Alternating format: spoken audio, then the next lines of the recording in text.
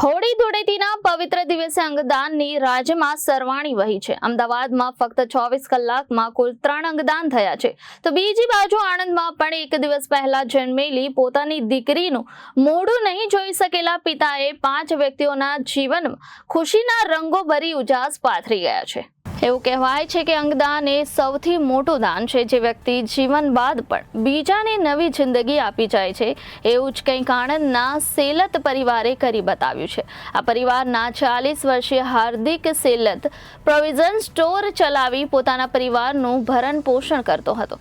ગત દિવસે હાર્દિક ઘરના બાથરૂમમાં પડી જવાથી બેભાન અવસ્થામાં મળી આવ્યા હતા. પરિવારજનો તેમને તાત્કાલિક આઈરિસ હોસ્પિટલમાં દાખલ કરી સારવાર દરમિયાન તેમના મગજમાં હેમરેજ હોવાનું નિદાન થયું હતું. તારીખ 13 માર્ચના રોજ હાર્દિકને બ્રેન ડેડ જાહેર કરાયો હતો. આઈરિસ હોસ્પિટલ તરફથી ડોનેટ લાઈફ સંસ્થાને સંપર્ક કરાયો હતો. સંસ્થાની ટીમ હોસ્પિટલ પહોંચી હાર્દિકના પિતા, માતા તેમજ સેલત પરિવારના અન્ય સભ્યોને અંગદાનનું મહત્વ અને તેની સમગ્ર પ્રક્રિયા સમજાવી. પરંતુ અંગદાન અંગે કાયદાકીય રીતે હાર્દિકની પત્ની નીમાની સંમતિ લેવી જરૂરી હતી. હાર્દિકની પત્ની નીમાએ 12 માર્ચના રોજ આકાંક્ષા હોસ્પિટલમાં પુત્રીને જન્મ આપ્યો હતો. આથી ડોનેટ લાઈફની ટીમ હાર્દિકના માતા પિતા સાથે આકાંક્ષા હોસ્પિટલ પહોંચી નીમાને તેના પતિ હાર્દિકના બ્રેન ડેડ અંગેની જાણકારી આપી. અંગદાનનું મહત્વ સમજાવતા જણાવ્યું કે જો તે હાર્દિકના અંગદાન અંગે સંમતિ આપે તો 5 થી 7 અંગ નિષ્ફળતાના દર્દીઓને નવજીવન મળી શકે છે. ખૂબ જ કઠણ હૃદયે હાર્દિકની ધર્મપત્ની નીમા તેમજ તેના વૃદ્ધ માતા પિતાએ અંગદાનની મંજૂરી આપતા સોટોનો સંપર્ક કરવામાં આવ્યો. સોટો દ્વારા હૃદય અમદાવાદની યુએન મહેતા હોસ્પિટલને, ફેફસા અમદાવાદની કેડી હોસ્પિટલને, લીવર અમદાવાદની ઝાયડસ હોસ્પિટલને, 2 કિડનીમાંથી 1 કિડની અમદાવાદની અપોલો હોસ્પિટલ અને બીજી કિડની વડોદરાની ઝાયડસ હોસ્પિટલને ફાળવવામાં આવી. એ જ રીતે અમદાવાદથી પણ 3 વ્યક્તિ દ્વારા અંગદાનની વિગત સામે આવી છે, જેમાં 55 વર્ષના વયોવૃદ્ધ પડી જતા માથાના ભાગે ગંભીર ઈજા થતા તેઓને બ્રેન ડેડ જાહેર કરાયા હતા. પરિવારજનોએ તેમના અંગદાન થકી બીજા કોઈનો જીવ બચાવવા ગુપ્ત અંગદાન કરવાનો નિર્ણય કર્યો. તેમના અંગદાનથી 2 કિડની અને 2 આંખોનું દાન મળ્યું. બીજા કિસ્સામાં મૂળ જૂનાગઢના 55 વર્ષીય કરસનભાઈ બાતાને અકસ્માત થતા માથાના ભાગે ગંભીર ઈજા થઈ હતી.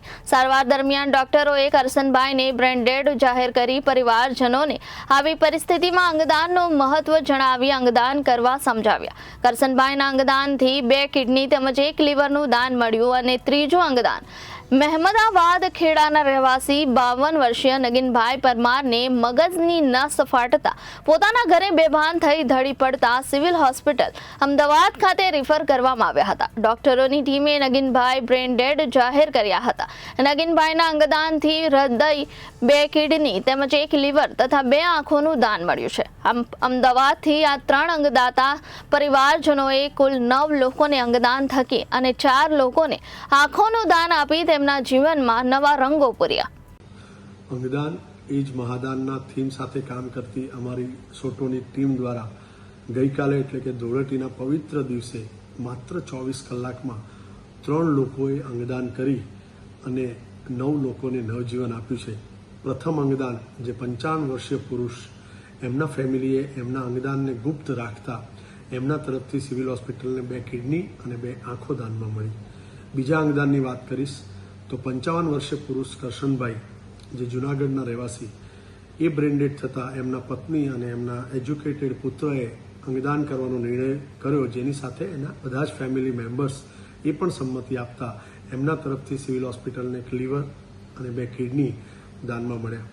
અને ત્રીજા અંગદાનની વાત કરીશ તો 55 વર્ષીય નગીનભાઈ, જે નૈનપુર મહેમદાવાદના રહેવાસી, એમને માથાની નસ ફાટતા બ્રેન ડેડ થયા અને એમના તરફથી સિવિલ હોસ્પિટલને 1 હૃદય, 1 લીવર અને 2 કિડની દાનમાં મળ્યા. એમ જોઈએ તો આ 3 અંગદાન થકી 6 કિડની, 2 લીવર અને 1 હૃદય દાનમાં મળ્યા અને સાથે સાથે 4 આંખો દાન મળી. Bureau report Janadesh news.